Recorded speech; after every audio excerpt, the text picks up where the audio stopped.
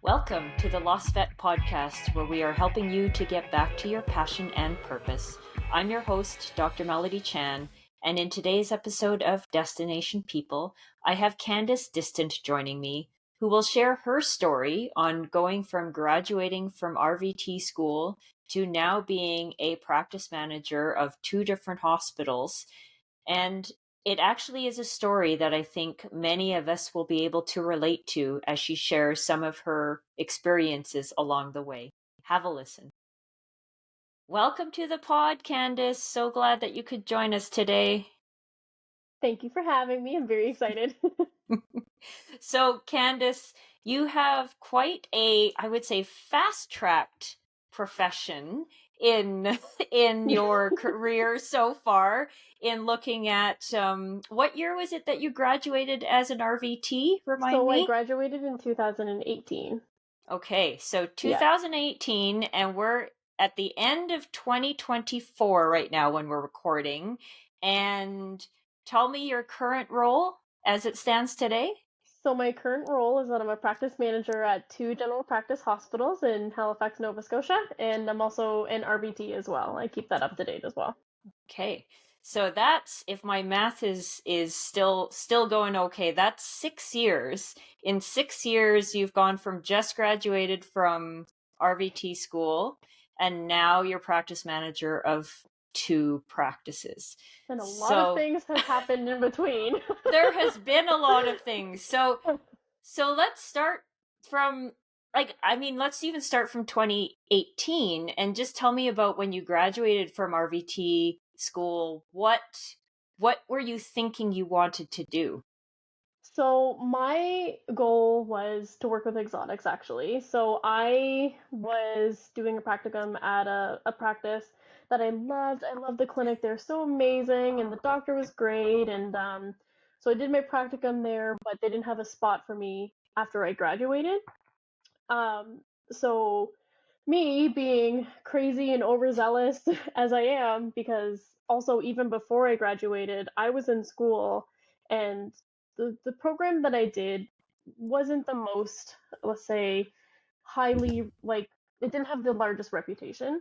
But I Okay. knew going into that was something that I had to make sure that I worked really hard. And I volunteered at a vet hospital, which was actually the hospital that I did my practicum at. I worked part time at a pet store, and I also worked part time at a vet clinic as a vet assistant, just to get my Mm-hmm. foot in the door, right? Just Yeah. to work hard to try to get started in my career. So then I did that, and in typical Candice fashion, when I graduated school, I jumped into ER. Okay. So that was so I did ER for my first year as an RVT.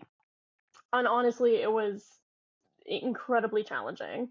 It was sink or swim, and I mean, I Mm-hmm. find that that's a really typical, unfortunate thing that does happen in our industry is that sink or swim environment. And unfortunately, I mean, that doesn't, some people just don't come back from that, right? So it was really tricky. Okay. But anyways, I did it and loved it. But then the hospital that reached out to me, that I did my practicum at, they were like, "Hey, we have a position for you," and I was like, "Oh my God, would love to work with exotics and kind of go from there." And that was actually the hospital that I worked at and had my first like leadership role. And then ever since then, in my next hospitals that I worked at, I've always kind of been in leadership, and then one thing led to another, and my end goal was management. Okay. So end goal of management, was that something you always saw yourself wanting to be in right from the get-go? That's a good question. I definitely knew that I wanted to be in leadership. I always kind of naturally had that type of personality, and I was always like I just loved teaching the new techs, and I love the leadership aspect of things. So yes and no, but the more clinics that I went to, the more experiences that I had, the more I wanted to go into management because I saw how big of a difference that management can make on people. Mm-hmm. And I've unfortunately had not the greatest experiences depending on certain like hospitals I was at, and it just kind of driven me more to make a difference in a completely different way. So Okay. Okay. Tell me a little bit more about that sink or swim environment. I'm interested in just like expand a little more and sort of what you felt and the situations you were put into, and Sure. then why you think you actually survived it. So, I mean, I went into a hospital and it just every hospital you go to is short staffed. Let's be real here. Most people are Mhm. short staffed, right? And that was the situation of when I went into that hospital, and it was they were short staffed, overworked, burnt out, and the problem is that in that high stress environment, a lot of people don't have the patience or really the energy or time for those new students because if I don't know something, I'm going to ask, right? Yeah. I mean, I don't have the experience, right? So I want to make sure in an emergency setting that I'm doing everything correct. And of course that, results in hand holding. And the problem is that a lot of people, depending on the situation they're in, don't have the energy to deal with that. So Mhm. I found that a lot of the times I was kind of on my own, didn't have the support. It was just kind of you do it and you get it done or you fall behind. Okay. And honestly, like I definitely think that I was a better technician for it. Mind you, I don't think that was the right way to do it, but it definitely fast tracked me into learning and learning as soon as I could. Yeah. Because, I mean, emergency is high stress, right? And now I'm like looking back now, I love emergency. Like that's my jam, but which I don't know why, but but yeah, so I just think that it just was the environment and people were already burnt out and tired and I just kind of was there to like I remember days sitting in the bathroom and crying, like, and then just going on with my day, just because I needed to get it out and then to focus on the patients, right? Like, Mhm. it definitely was a experience to look back on, but Yeah. it definitely was a learning opportunity for me for Yeah. sure. Just not the most healthiest version of a learning opportunity. Yeah, I think just listening to the your choice of words, I mean, you're reflecting on it as a learning opportunity. And for me a lot of times that helps me personally as well, get beyond a situation and at least take something from it Yeah, rather than have it beat me down. You mentioned having to sort of sit in the bathroom and cry. Were there things around you or people around you that helped you through those times so that it didn't pull you down or didn't drag you down completely? there definitely was a few staff members that were there that I found were just absolutely lovely, but were still kind of in the same situation as me. So you kind of, it's like trauma bonding, honestly. Like it really is. And it's funny. I actually reconnected recently. I was traveling to Gatineau on a manager's retreat, and one of my previous coworkers actually from that hospital reconnected, and we were like just reflecting back on those days and being like, whoa, we were not our Yep. best selves, and just Yep. kind of reflecting on how much we've grown, and it's kind of crazy to look back on Yeah. that for sure. But yeah, I think, like you said, it's an unfortunate commonality in our industry, it and is. I mean we can kind of laugh about it now, almost being survivors of it, but it's not normal. it's It's it's not not. something people should go through. No. um which I think feeds into, from what I'm hearing from you say, why you want to be in a leadership role and why you want to be in a more manager type role. um Tell me about what being a leader means to you. I mean, it honestly means everything to me. Like I think the biggest thing too with our industry is that sometimes we're our own worst enemies, and respectfully, like we just need to calm down and just remember that we're all a team.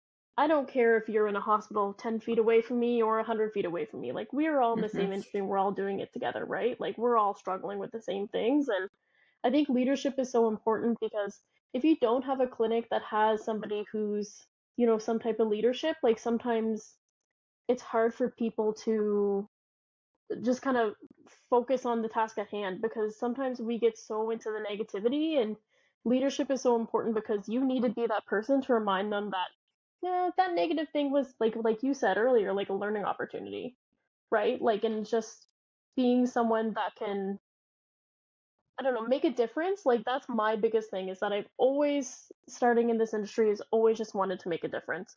Not sure what type of difference, any type of difference. I'm not changing the Mm-hmm. world, I know that, but it's definitely just something that I just want to do for sure. Mm-hmm. And I think that's it. Deep down, I think we all want to know we can make a difference and maybe make something better and make the world a better place than when we came into it. Yeah. Yeah, And and I so find that our job is so hard. It is so challenging. This industry is not forgiving. Sometimes it's not kind. It's exhausting, but we're all the same. We've all got that same beautiful goal to make that difference with our patients, and I think we just need to also give that kindness to ourselves too, right? Like, we need to mhm, just really focus on each other and keep putting each other up instead of putting each other down, and yeah. yeah. So tell me a little bit about in your current role. This is when you were able to connect with an outsider third party coach with Rob Marr. And tell me about what life was like before getting a coach like Rob. Yeah. And then tell me about how having somebody coach you specifically in leadership and management has changed things for you. I mean, Rob Murr is also just incredible, by the way. So when I took his Emergent Leaders program, I was actually chosen out of a select candidates to by my association to go to Calgary, and I was sponsored. It was all paid for and all the stuff, and take it, and it was just amazing. And I was just a tech, so I was a technician, and when I went in in a leadership role, but no management and stuff like that, and when I connected again with his like checkup, it was my turn to speak, and I was speaking, and then I was like, yeah, I was a tech, and like now I'm here, and he was just, it was so inspiring to talk to him, because the hard thing is that I've never done this before. Leadership and management are two very different things, right? Like, I mean, when I was interviewing with my operations director, the one thing that she said to me was, I can teach anybody to manage. Not everybody can lead.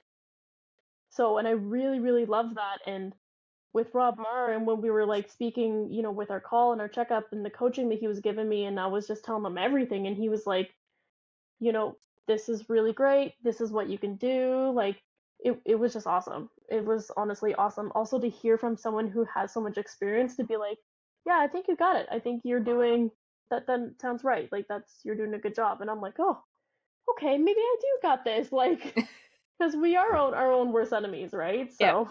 Yeah. Because within the clinic setting that you're at right now, is there that type of coaching or development within the group that's there?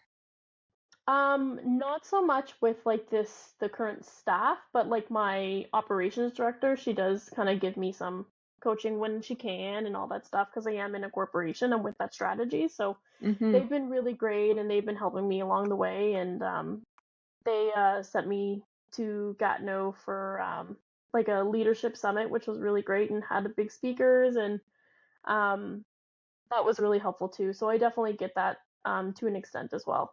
So Yeah. yeah. Yeah. Because I mean, I think when we were talking earlier on off the recording, one of the challenges I see quite a bit in practices is people get moved into leadership roles.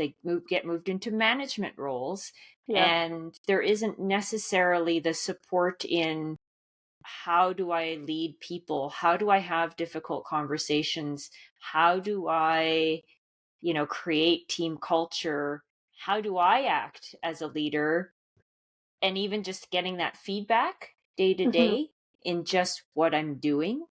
And I don't know if that has been your experience as well, in just moving within all these different clinics. Like you said, you've had leadership roles, but just finding that feedback of am I doing the right thing? Yeah, and feedback is so important, right? Because with me, like I want to know. I want to know that if I did something and if I make a mistake, I'm human. I get it. I'm gonna make mistakes. Like I am not perfect, and that's gonna happen along the way in this new role. But it's really important to me to be able to have someone to be like, I think this is where you can do better, or this is like, yeah, that day to day feedback is really, really great. And I find sometimes in management too, like you don't have somebody walking watching you 24/7, right? Like you are the manager of the practice, so you have such a standard to uphold. And you may have a conversation with a staff member, and I'm just like, oh, did I deliver that right? Like, did that? I don't know. Like, Okay, yeah. so yeah. And so you mentioned that difference between management and leadership, and I'm curious to hear your take on it. How do you define those two titles differently? Yeah, that's a good question. I think actually that was in the program. Um, but I mean,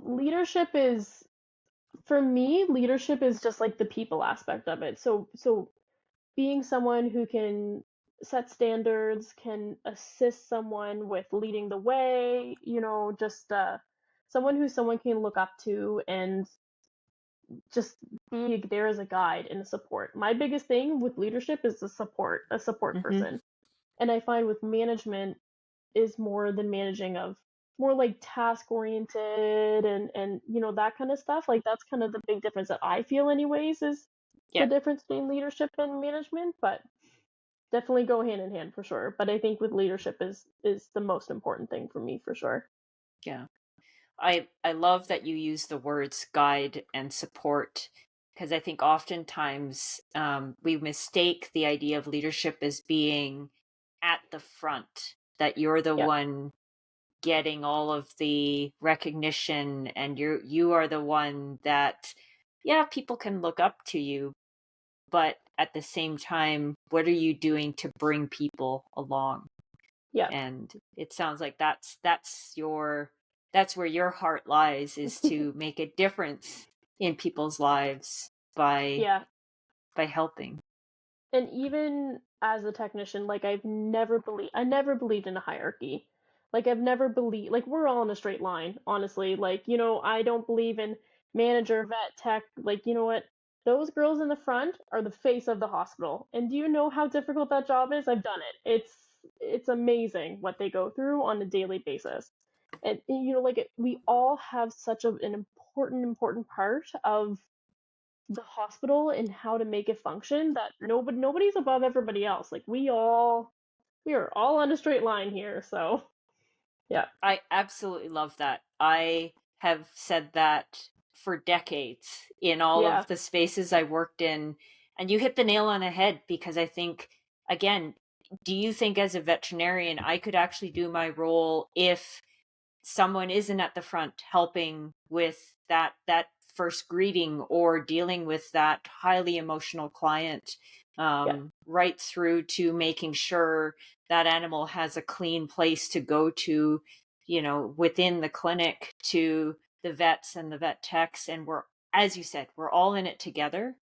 Yep. So I am so happy to hear you echo that sentiment that I hold dear too. And I think, for you as a hospital manager, that will take you far in just embracing that mindset and that type of culture within the practices that are lucky enough to have you. I hope so. Well, on that note, I think that's a great place to end this conversation. I loved hearing your pathway, Candice, and a few of your little nuggets that you've gained along the way. Yeah, and I super appreciate your time. I love this opportunity. I'm super excited about it. So thank you so much. I think for many of us listening to Candace's story, we can see ourselves in those early formative years of our career where we may have found ourselves in those sink or swim situations. And those are hard. And some of them are definitely unwarranted. And it's not a normal thing that everyone should have to go through. That if you survive this, then you can go on to the next step. what I think Candice's sharing of her experience illustrates is her resilience and her grit in moving through these tough situations. And she was able to fake it till you make it. And she's always had, it sounds like, a very strong sense of what her guiding principle is. And for her, it is to help others and realize that main objective in how she's approaching things. The other piece I hear from her is how she adopts a growth mindset or learner mindset, even in these challenging situations, so that she realizes there's something to be learned here, as hard as it is. What is that takeaway lesson that I can apply to my future self? And I think those things do help us to put things in context, and they help guide us onto that next step. I really appreciated her discussion on not having a hierarchy in a clinic.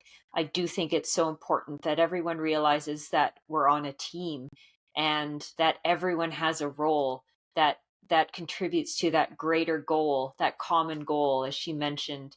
And I really liked how she tied that in even to other clinics and surrounding clinics, to make sure that we're not in that space where we're always feeling like we're competing against each other, because this industry is challenged right now with a shortage of veterinarians, a shortage of RVTs, and just a shortage of people. So the more we can help each other and work together, the better off we'll be. I also really appreciated her use of the words guide and support in talking about leadership. And I think that's a really good principle to keep in mind, in that as leaders, no matter where you're at, even if you don't have the title of manager, that you can lead from wherever you stand. And that's the essence of servant leadership.